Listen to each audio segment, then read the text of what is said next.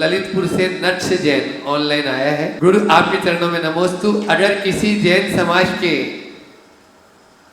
दोनों विवाहित प्रेमी जोड़े ने विवाहित प्रेमी जोड़े ने बड़े बाबा विधान शांति विधान करके जिनेंद्र देव के समक्ष दोनों ने श्रीफल चढ़ाकर जीवन भर साथ निभाने का वचन दिया है, इस भरोसे के साथ फिर उनके बीच निकटतम रिश्ते बने और वह साथ में रहें, यह बात घर वालों को भी पता है।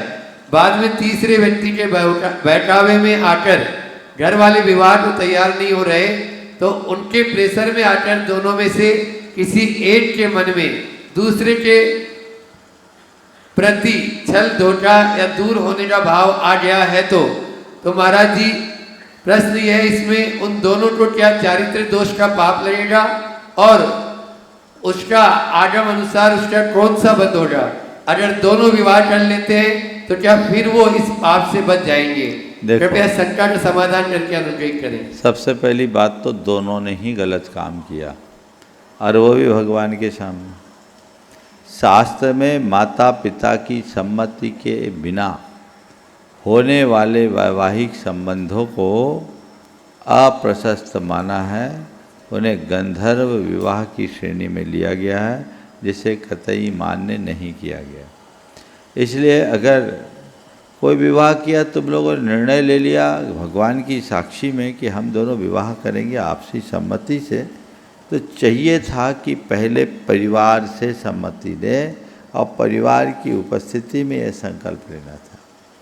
और अगर भगवान के सामने आप लोगों ने विधान करके सम्मति ली है तो अशास्त्रीय व्यवस्था, फिर भी आपने सम्मति ली, अपना संकल्प किया, तो दोनों को पक्का होना चाहिए। अगर दोनों में प्रेम होता तो बहकावे में क्या है? अब बहकावे में आ गए, इसका मतलब प्रेम कमज़ोर था। तो शादी के पहले ये हाल है तो शादी के बाद भी तो गड़बड़ हो सकता है। तो इस चक्कर में पड़े क्यों? मुझसे पूछो तो मैं कहूँगा इन सबको वैराग्य का निमित्त मानना चाहिए और वैराग्य का निमित्त बनाकर अपना रास्ता प्रशस्त कर लेना चाहिए। ये गलत तो है ही।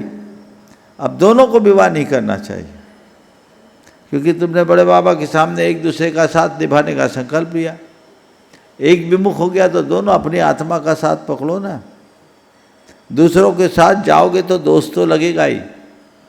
इसलिए कोई भी कार्य करो तो भावुकता में मत करना और भगवान की साक्षी में, गुरु की साक्षी में वही संकल्प लो जो शास्त्र की आज्ञा के अनुरूप हो।